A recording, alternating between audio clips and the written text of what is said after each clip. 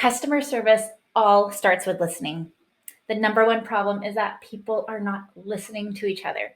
Customers do not feel heard, they don't feel seen, they don't feel this connection. And that's what we're going to go over in this training, how to get that accomplished. Have you ever noticed that some people have a way with people? Have you ever noticed that some people just naturally gravitate towards certain people? They have a way of connecting, they have a way of building trust quickly. Well, those people do consistent things, and I'm here to tell you their secret.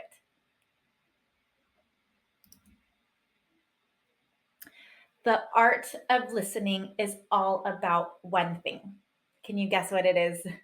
Some people think it's eye contact, but think about all the different modalities of communicating. What if you're not in person? What do you think that one secret is to being a great listener, especially in customer service? The art of listening all comes down to what are they committed to? What are they committed to both in this conversation and outside of this conversation in their lives? If you can figure that out, then wow, you have been able to build trust in a very effective and efficient way.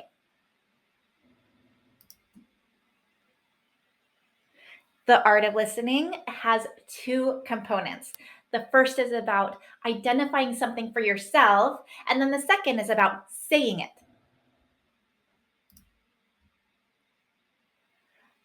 So, first, you're going to identify that commitment.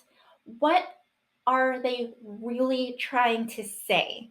Maybe they're saying the same thing over and over again. And the common theme is that time and valuing time is really important to them.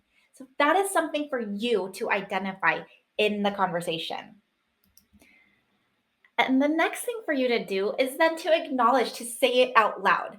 Let's go into these two steps and talk about how we get this done.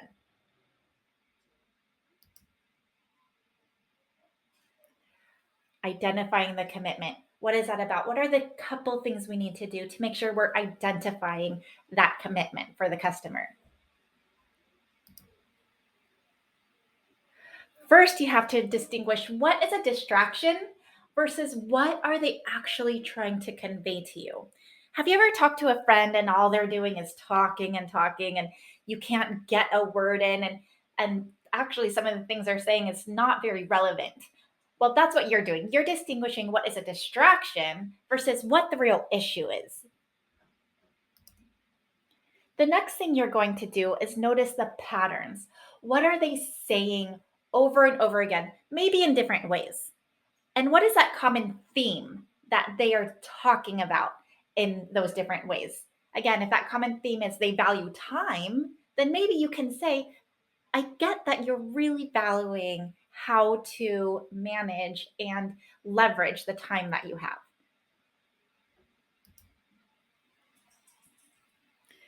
The art of listening is all about two things: having that sense of what the commitment is, and then being able to say it.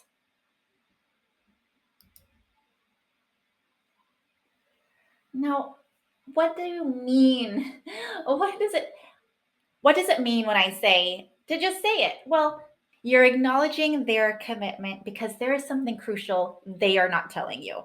A lot of times we get kind of stuck in our stories and we keep talking and we're actually not saying what the crucial thing is. Well, just consider that sometimes our customers are not able to say outright exactly what it is that they need.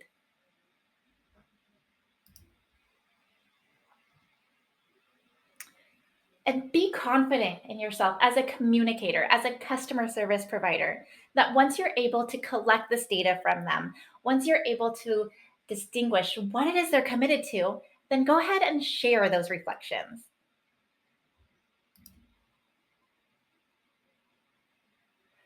Now, the customer feels like you get them, like you understand them. And this is one thing that people know to do to build trust. Those people who build trust easily, they are listening for, they are looking out for what the other person is committed to.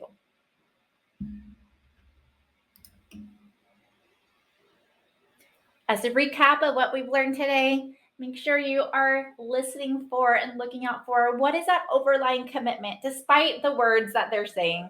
What is the bottom line here? And then having the skill to say it and have the courage to share your reflections so that you can create a connection and have that trust with them.